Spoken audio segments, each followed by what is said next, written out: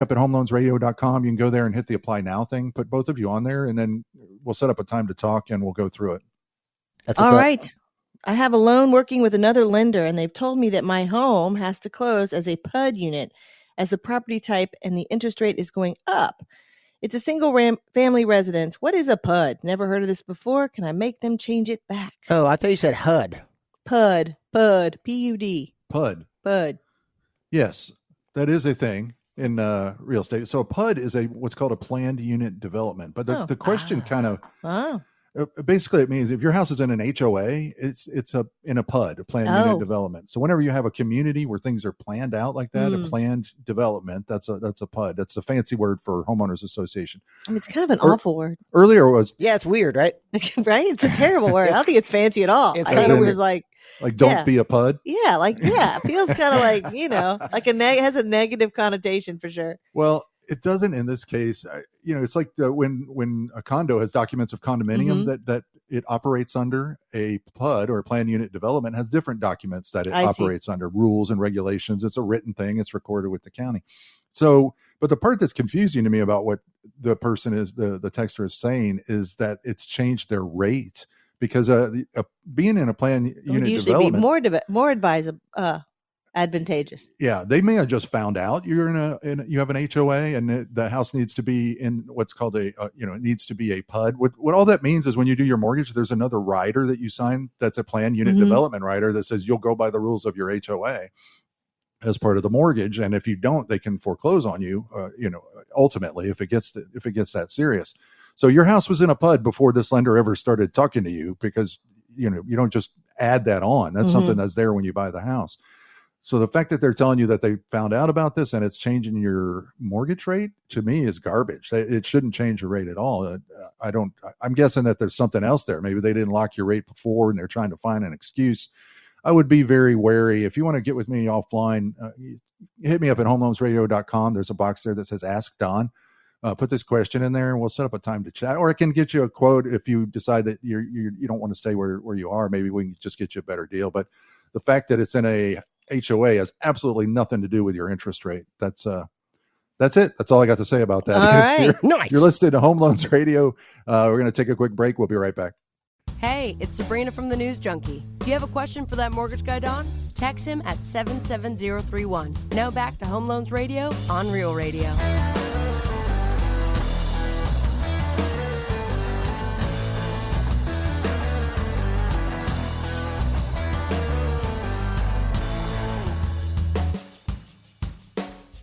Hey. Welcome back to the Home Loans Radio Show. We are here doing what we do every single weekend morning, telling you all about what, MJ?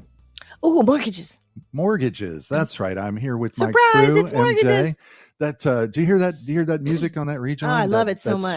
Sweet bass riff. I forget that we're doing a mortgage show. I'm always just like jamming. Yeah. That's good music, man. Fritz wrote that. Yeah, musical genius. You're a fine musician, Fritz. Well, I appreciate you letting us play your music on the show. It's a gift. It's an honor. Your band with Sabrina Ambra and you and that song and several others that we played during the show are courtesy of Corvus Incorporated. Thank you so much for that. You can find their music anywhere that you find music. Spell it for them, Fritz. It's Corvus, Corvus Incorporated. INCOR. Figured out. Corvus Incorporated. Google it. Good stuff, man. I love that bass riff on that. I do too. It's really good. It's dirty. It's dirty. It's muddy. Yeah, I like it. All right. You're listening to Home Loans Radio, where we talk about mortgages and home loans. You can text in your questions. It is indeed a live show. We're here every single weekend morning doing what we do. I answer your questions on air about home loans, mortgages, refinances, purchases. You're doing a loan. You think they're doing it wrong. You want to find out for sure. I'll help you out with that. You can go to our website at homeloansradio.com. You can also join the show there by clicking the button that says Give Don a Shout, and that allows you to record a question that we'll play on air and answer. Right. You can also go there and listen to all of our past podcasts. You can apply for a loan. You can get a quote for a rate. You can order a pizza. No, you can't order a pizza at homeloansradio.com. That's false advertising, MJ. Yeah. I will not stand for that. Got to get people in there. Snap out of it, MJ. HomeLoansRadio.com. All your mortgage needs are there. Check it out. If you've got questions, your first time home buyer, there's a lot of stuff there that will answer a lot of your questions. And then if you've got more questions for me anytime during the week, right now, text them into 77031. During the week, all week long, you can go there. There's a box that says Ask Don. You just put your question in there. That comes right to my email. I answer every single one of those, usually about more than 100 a week typically, but I do answer them all myself. You're all welcome. You were telling me that you have some news about Christensen Financial. I do, yeah. I've got some news. Let's see. Oh, two things I wanted to mention in the news. But yeah, Christensen Financial, which is my parent company. That's kind of in essence the bank or the the entity where we do our loans. We were excited to hear this past week we got a big award. Wow.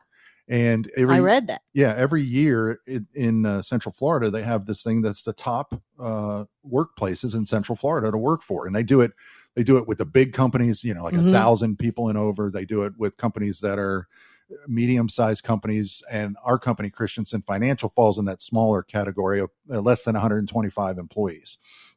And out of over 1,000 entries, what place would you guess that my humble company came in? Well, I'm hoping number one. Yeah, I would say number one. That's your guess? Number one with a bullet. What if it wasn't number one? This would be a very disappointing. This would be follow-up. Anticlimactic. Guess I should choose my questions Number better. 48. How about number 122? Did we come in the top 20, the top 10, or number one? Number one. I'm going to say number right. one. Nice. That's right. Christensen Financial came in number one best company to work for in all of Central Florida. Hey, maybe Hot there's diggity some dog. mortgage professionals out there who are looking for a place to land. Yeah, hit me up. Go to the website. Go to Ask Don. I'm always looking for good quality talent. You got to be real good though. Yeah, you got to be good. The bar is high. You got to be like Fritz Good. The bar is high. There will be a verbal test. But We've got some questions. Congratulations to Christensen Financial and my company. I'm proud to be there and for being the number one place to work in Central Florida. That's a big achievement. Out of 1,000 companies, not just mortgage companies, all companies, all types of companies. We came in number one. That's amazing. I'm really proud of that. That's awesome. Yeah. Fantastic. Go ahead, MJ. You said you had another question. Yes. How does sell to rent work? Looking to buy new construction to be delivered in 9 months or so, but I need the equity from my current home. I mean, we've never had this before, so I'm confused about what they're looking for. I've never heard of that before. Yeah, me either. So I think maybe they're just trying to figure out. Read me the question. Let me try and okay.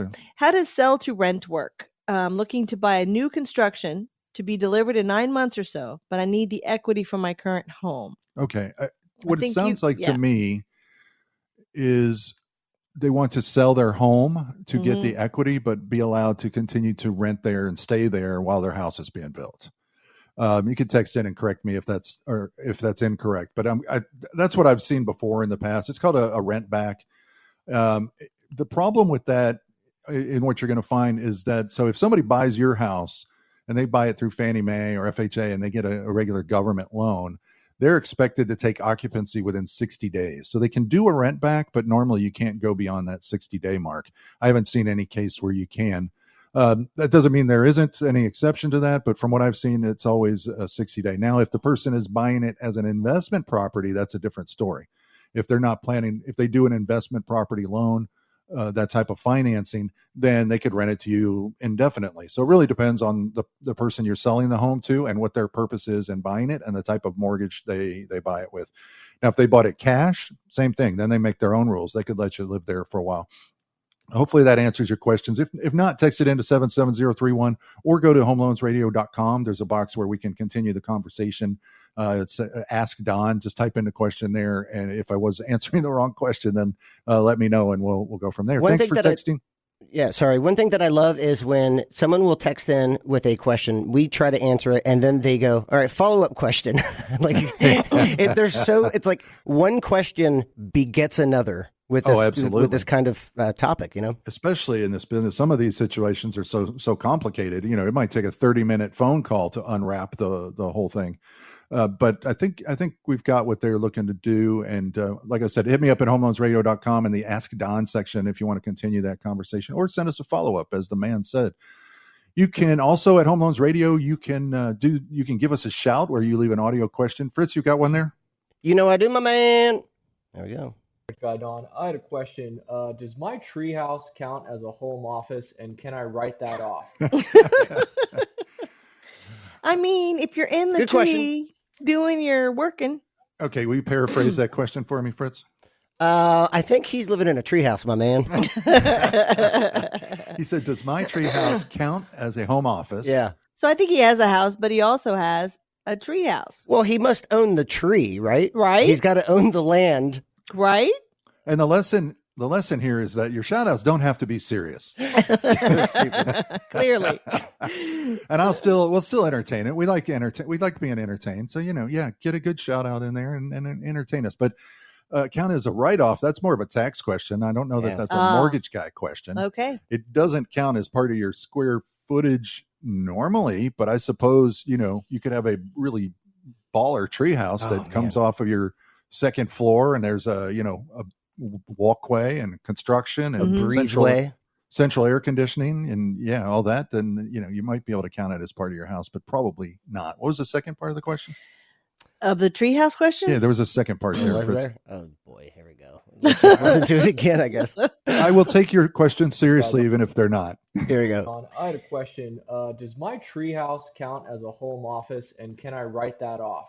Okay. Oh, well, does it count as a home office? That's in the eye of the beholder. If you count it. If you're out in a tree with your laptop, that's your home office, my friend. All Enjoy. right. There you go. Well, that's how you do it. That's how you go. You go to homeloansradio.com. You give us a shout. We'll play it on air. And even if it's, if you're trying to be funny, though, be funny. Yeah. Otherwise, we'll make fun of you. Well, I think you just said, here's someone who said follow-up question. Okay. I think you just said Ask that. and you shall receive. Fritz is named. Fritz put a name on a new thing. Yep. Follow-up question. Okay. And that was the follow-up from my wife doesn't have her own income. Yeah. Would her credit scores be used? Follow-up question. I was cleared to close for a 3% loan with a 670-ish credit score.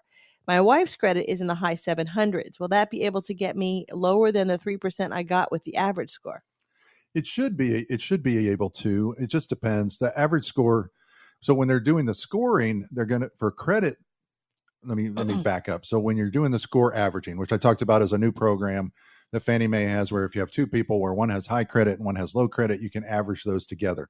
That average is just to get in the door of being able to do the loan. So like right now, you can't do a Fannie Mae loan below, in most cases, a 620 score. But so if your average came out to be, so maybe one person is at 580 and the other's at 780. So your average would be high enough to get you in to be able to do the Fannie Mae loan. But the actual interest rate on it is going to be still based on the lower of the two scores. So doing that average gets you gets the price of admission, but you still got to base your rate on what the lower of the two scores is. So it's not going to help you in that situation. All right. This is Mo says he recently used a credit repair service through a different mortgage company. Welcome to Mo's. What happens when they dispute everything and it comes back and my scores are low again? Well, that's kind of a misnomer. We run into that pretty frequently. Well, people will tell me, hey, I've been working through this credit bureau agency and they've been raising my score by disputing. He was working with a mortgage company. Okay. And they told him to read me the question again. He used a credit repair service through a different mortgage company. So it was a credit report. Okay. You're right. So when we run into this all the time, when people are working with credit repair agencies, because their goal is to get your score up, right? And if they go in and dispute all the things on there that are negative, your score will go up automatically with those disputes. The reason is the way the credit bureaus work is that when you dispute a trade line, which is, whatever, a credit card, a collection, each individual thing is called a trade line. If you dispute one, the credit bureaus say, okay, this client is disputing this. Until we resolve it, we're going to take it out of the equation. We're going to make it invisible to our score models. So anything negative that you have there, all of a sudden their score model can't see, and your score is going to go up.